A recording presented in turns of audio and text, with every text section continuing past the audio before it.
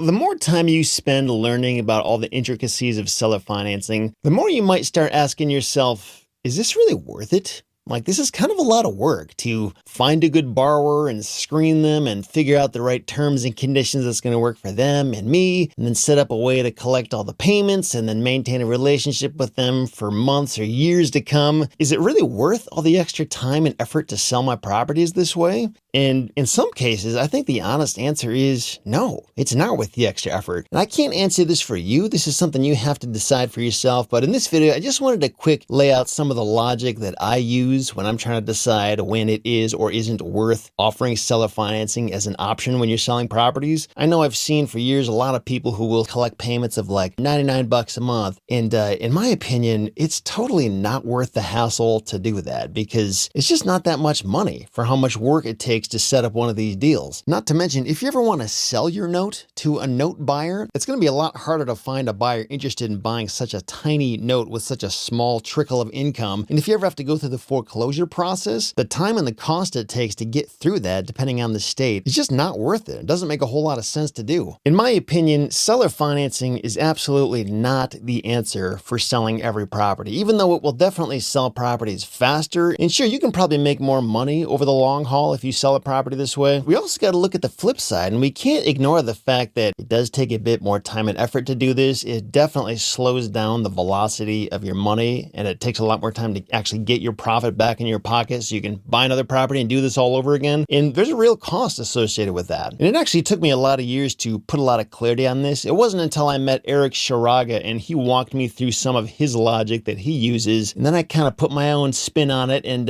he and I kind of came up with a framework that you don't have to use, but it's one way to think through this.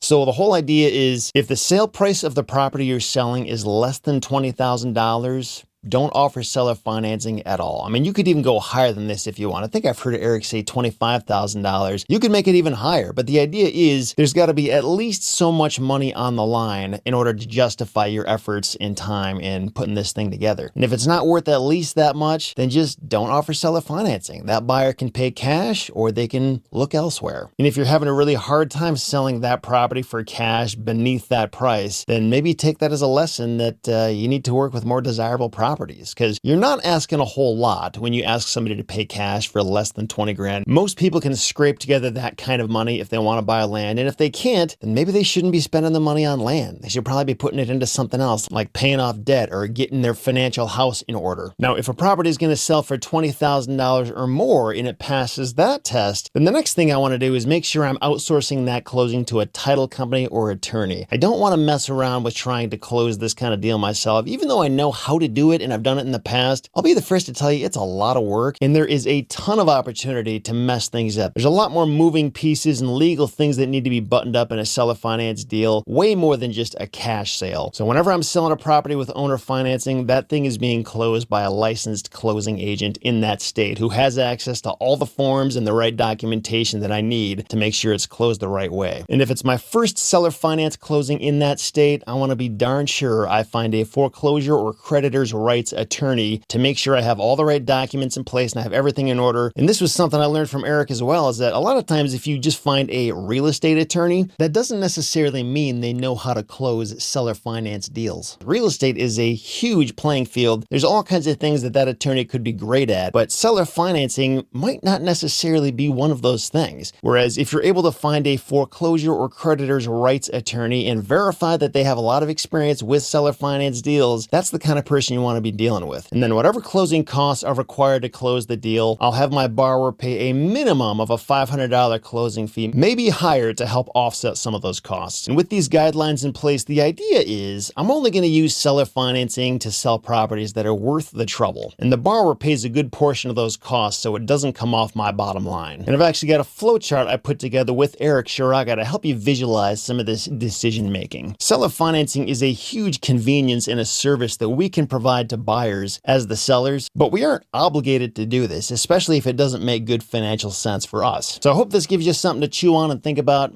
Thanks for watching. I'll talk to you again soon.